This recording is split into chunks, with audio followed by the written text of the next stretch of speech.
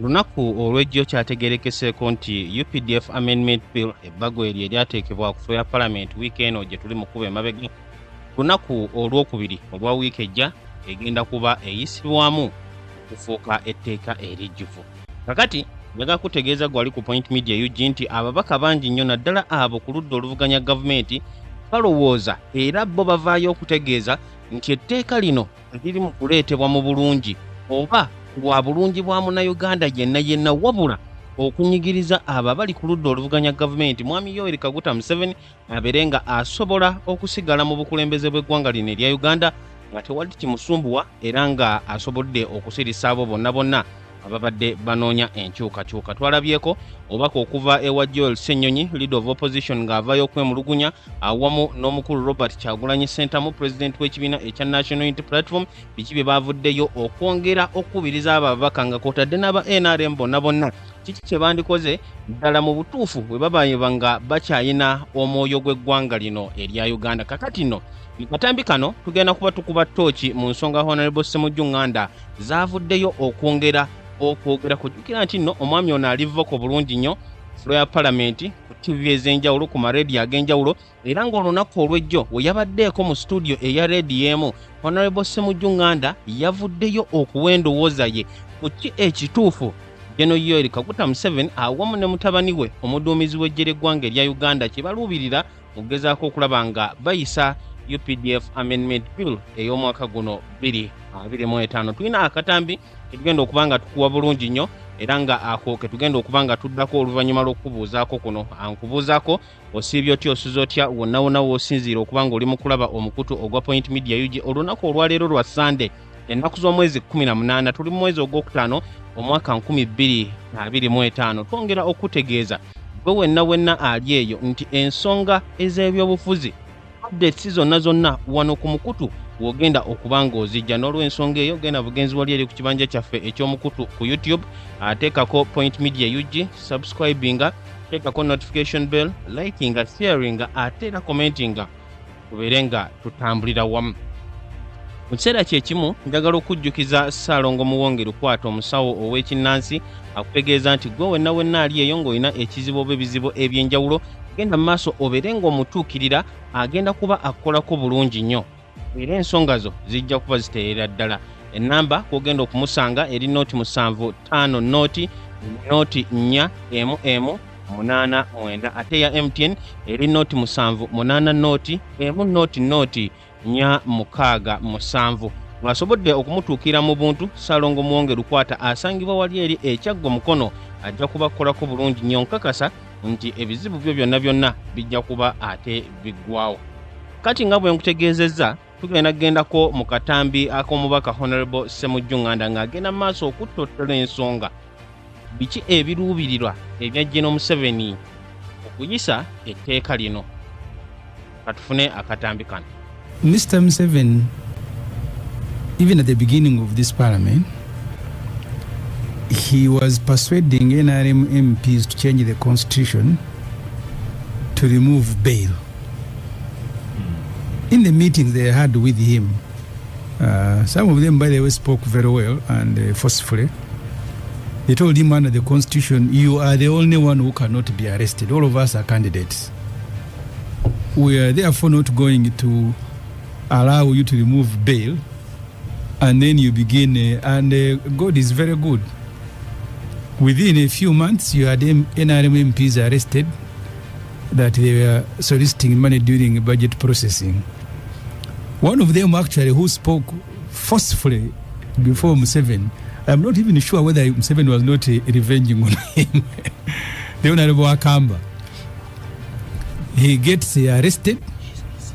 After getting arrested, court grants him bail and he's grabbed by the people who are in civilian. Later Museveni said he's the one who had ordered. And I think it was very good that the NRM MPs got to be treated that way. Can you imagine Kutana going to court asking bail and he says the way I see the weather outside. The outside is not.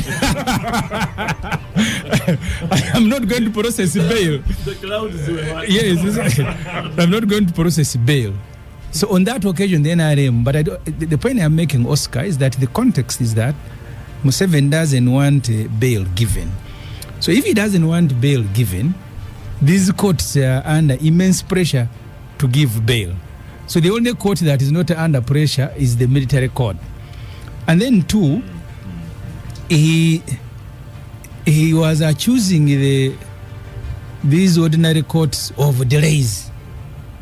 And he wanted to create an alternative justice where they try you very quickly. Like basically you were supposed to have been tried in 2 weeks and sentenced to death.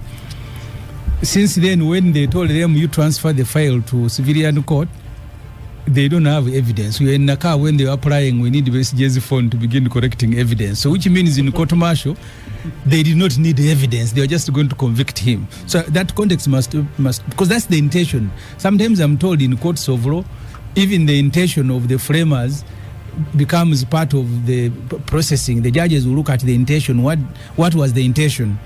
So Oscar, having said that, I'm coming quick. So the other aspect that Honorable Katundu spoke about of the NRM people who are supposed to be members of the High Command, I have seen they have made a change here, which is good. That to be, if you are in Ruwero and you're a member of High Command, you remain in High Command till you die. They have said, if you have not changed the citizenship. Do you know that in the law, we had Ebyama? First, he was dead, but two, he has also gone to Rwanda. But he was part of the High Command, and Kagame was part of the council. So they are citizens of another country, but they are members of the structures of our military, just because they are in the way of fighting. Then coming and to at some time we've been at loggerheads with the other country. Yeah. So coming to the issues that we should worry. Is Mugisha Muntu also a member? Yeah, Mugisha Muntu is a member of the council. That's a tricky question. Is a member of the council, not the High Command, but a member of the council. I think now they have said he will no longer be, because they said if you participate in partisan politics, they remove you. Or he excessively uses the points Abdu mentioned here, we deal with the context, even in the application of the law.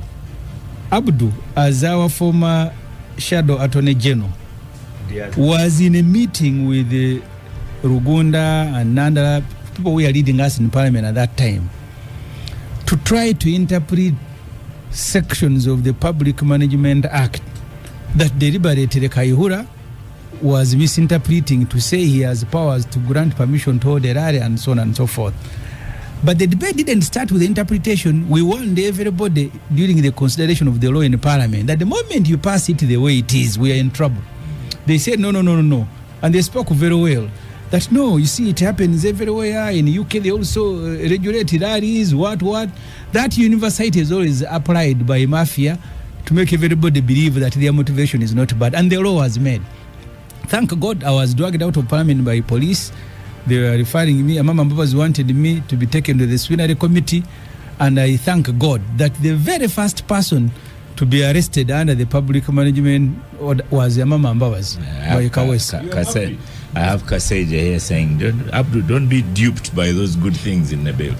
Yeah, so the intention for me, it doesn't matter what, the moment you give them something to hang on, even if it is one word, not even a sentence, that is civilian in exceptional circumstances, even if you define them, now you'll begin quarreling with them. But this one does not follow in the category that is in the law. So that's civilian. Oscar, I was helping Brigadier Sebagala to write his autobiography. He told me under the Uganda, I don't know, the one of Obote was which army? The first Obote government. Uganda Army. The independence government. Yes. The independence government, but the independence government. Uganda Army. Brigadier Sebagala told me they faced an insurgency in Rwenzori. And he said we went to put off and put down that rebellion. But as a standard procedure, we're also moving with the police unit in our area. Each insurgent that we arrested, we are handing over to police because they are the ones who are responsible for that. As early as that, that's how the army was behaving. Where is the appetite that 40, 60 years later, you can't do things that were done at independence. And Brigadier Ssemujju is there, ask him. Then he has changed it, everything has changed. So Besigye is worse than people who are in Wenzori holding guns. So really, these things, Oscar, the intention is not that they want to fight crime. The intention is that they now must clamp down on the opposition. That's why stupid things are found their way in the law. Kaunda suit, boots. Really, in this century, Dombo, in other countries, even military uniform are sold and people put them on. Yeah. For you, the universality is in what? Even the guns, some countries. Yeah, so NRM MPs, Oscar, all of them, they were in Chankwans. Museveni gave them 2 sets of uniform. They have them. Seriously? Yes. Also, you don't wear and live there. You come back with so you go for no poor just going in Chiembe here in Kampala to get ready. To get ready. And you leave all NRM MPs, ministers have 2 sets of UPDF, not even, they have the one of training and the ceremonial uniform. You saw the minister, Lilian Abe. She was putting on a uniform like the one of SFC. Did she say she had borrowed? It doesn't matter whether you have borrowed. You saw my friend Mwenda putting on a uniform. Why do you arrest people of Bered and then you don't arrest Mwenda? You don't arrest Lilian Abe. You don't arrest all the NRM MPs. If you raided them, I can tell you, they all returned with those uniforms. So the issue is not that these guys are troubled by people possessing military store or military. They simply want to deal with the opposition, but pretending that everybody does. Asking because you want an answer. Yes. We Oscar, have 2 active parliamentarians here. Closer to the approach the Abdu has taken. Around 2000 something, when the Honorable Ebyama was Minister for Defense, the British sponsored the professionalization of the army. A lot of research was done, leading to the enactment of the UPDF Act that they are now seeking to change. White paper was written, they had meetings. You remember one time, it must have been Andrew Mwenda who reported about those meetings where the generals were standing on table, quarreling over. So eventually the UPDF Act is done. At that time, providing for units and so on and so forth. But I think this one was replacing either the Army Act, something like that. Yes. So yeah. In one of the meetings of the High Command in Entebbe, at that time, the Joint Chief of Staff, I think must have been Robert Rusoke, Brigadier. And as they are concluding this process, whose aim was to build a professional army, discipline, Museveni tells them that I am creating a special force. Rusoke, I am told by the senior officers who were in the meeting, told him, sir, that will undermine everything that we have done. Everywhere you have an elite sort of a force within a force, like the Republican Guards in Iraq, in Iran, and elsewhere, you're creating 2 standards. And Museveni, after his long lecture, he said, anyway, I was just giving you information that we'll have a special force. And eventually the special force, Museveni's protection unity became the special force, growing from 500 when he had just captured power to a brigade, to a division, to now numbers that nobody knows. And I have been complaining because SFC has been operating illegally. They, just for people who are listening, one time when they were doing the organogram of the army, they put the CDF and then below him put the commanders of the forces, the Air Force and the Land Force, and put SFC. I asked Chiyonga, who was the minister, to tell me, because you had now elevated the SFC to a level of Land Force and Air Force. I asked him the legal status. He said, okay, we'll go and consult and come back. I never came back. So and that brings me, that background was important to bring me to a point that I want to make. That there has always been a desire by Museveni to create an army within an army. And he kept saying it. I remember the Honorable Salam Musuma was chairing a committee on presidential. They went to meet Mr. Museveni in Soroti during the time of Konye. And he told them that, in fact, starting from the beginning, he used to call the UPDF Saleh's army and his army. Then he told them that your army has failed. Now I have deployed my army. Konye is going to be finished. You can ask Salam Musuma and those who are serving on the committee on presidential. So he has always wanted to create an army within an army. I think now he has emerged. So there is only now one army, his army. The one of Saleh, and your army has eventually now been retired. It is now the Museveni army with his son in command. So the point I want to make, Oscar, before I answer the question you asked, is that a lot of money was spent in professionalization of UPDF. There was an attempt to build a national army. That has now gone away. It's gone up in flame. What you now have is a Museveni army, the Saleh army and UPDF is gone. And the worst thing is that Museveni does things different. Even when he's doing bad things, he doesn't do them recklessly. He leaves room to doubt whether it is him or not. Now his army he has handed over to his son, who thinks that to be a leader you must be like a Kagame, who tweets that Kagame has killed more people than I have. I also need to begin killing to match up with my uncle. Has he actually said that? He has. Didn't you read that tweet? No. He said Kagame had killed over and said I want to kill more.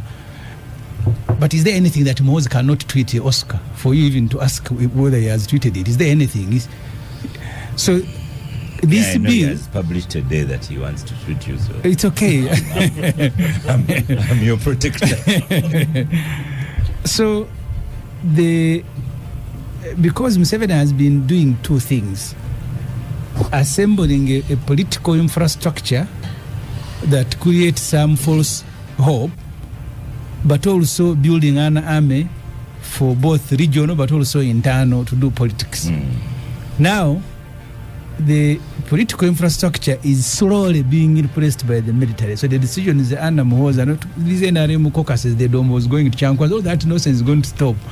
So the rush now, first there are two things. You have Parliament, the 4 years of Parliament, we are ending our 4th year, and there are usually ceremonies and so on and so forth. Budget, State of Nation address, but also the campaign itself.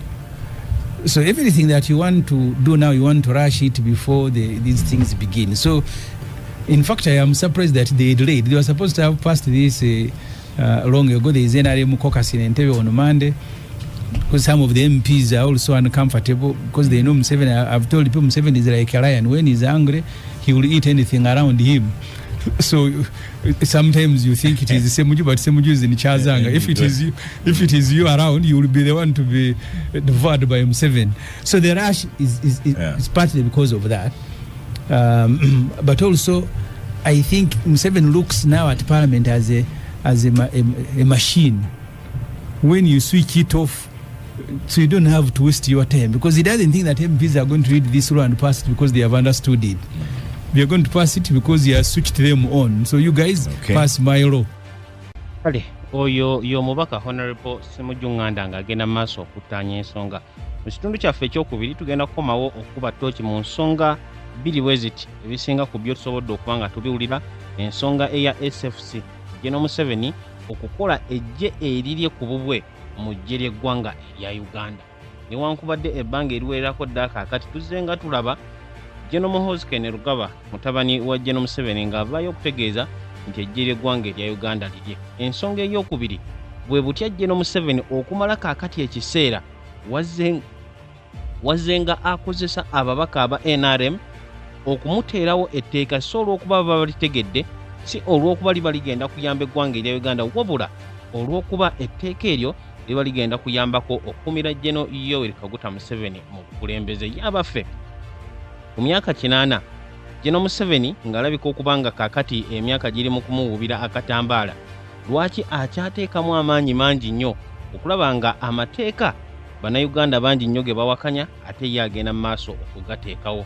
kino nno kyongera okuleetawo ekibuuzo kiri oba Jeno Yoweri Kaguta Museveni kakati mu biseera bino ali mu kuteekerateekera mutabani we Jeno Muhoozi Kainerugaba okubanga yaddako okufuuka omukulembeze wano mu ggwanga erya Uganda. Jjukira nti nno saawa zino Jeno Muhoozi ye muduumizi w'eggye ly'eggwanga erya Uganda era atulaga okusinza ku ebyo byavaayo okwogera okuwandiika oba okupositinga nti yalina obuyinza bonna tewaliwo kitongole n'ekimu oba muntu ssekinnoomu mu gavumenti kaliba etteeka ligenda mu maaso nakubanga limuteekako ekkomo. Bino byonna bwe tukomawo okuva mu bulango buno tugenda kuba tubikuba mu ttooki tubeere nga tubitegeera bulungi nnyo okusinziira ku ki Honorable Ssemujju Nganda byagenze mu maaso okubanga ate annyonnyola. Ssaalongo Muwonge Lukwato omusawo ow'ekinnansi akutegeeza gwe wenna ali eyo ng'olina ensonga ez'enjawulo kebeere ya byabulamu ensonga kazibeere za byansimbi awo onoonyeza omulimu togulaba oba okoze bizinesi wabula nga tetambula bulungi nawe wagezezzaako okugenda wabweru bw'eggwanga erya Uganda okunoonya emirimu emisava wabula byonna ne bibeera nga bigaana agamba mutuukire ate ne we ziba nsonga za mukwano Ssaalongo Muwonge Lukwata agamba agenda kuba akolako bulungi nnyo ebizibu byo byonna bibeere nga biggwawo. Asangibwa wali eri ekyaggwe mukono gw'aba asobodde okuba nga omutuukira mu buntu ate gwe atasobodde kukola ekyo osobola okumufuna ku nnamba zino wammanga n'obeera ng'osooka okwebuuza ku bibuuzo ebiwererako ddala n'abeera nga akuyamba bulungi. Nnamba ya Airtel eri 0750041189 ate nnamba ya MTN eri 0780100467. Ye Ssaalongo Muwonge Lukwata omusawo ow'ekinnansi.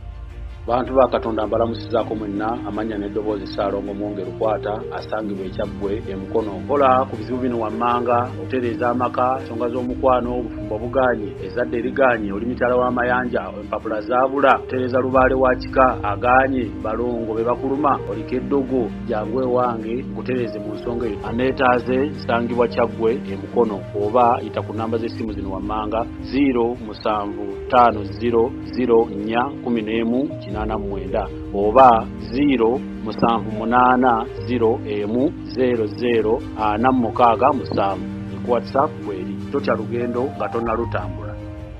Mu kiseera kyekimu njagala okwongera okujjukiza aba Flaming Streams bano nga ba software developing company abakwasaganya ensonga ez'enjawulo ezo ezigenda mu maaso okuba nga zikwatagana ku bya software developing awamu ne software systems era nga bakutegeeza gwe wenna ayagala okuwona okubbibwa oba okufirebwa genda mu maaso obeere ng'obatuukira bagenda kuba bakolako mu ngeri ey'ekikugu bakutuuseeko services ezitukagana n'omutindo ate ku bbeeyi eyo yennyini ejja mu nsawo yo era esaanidde.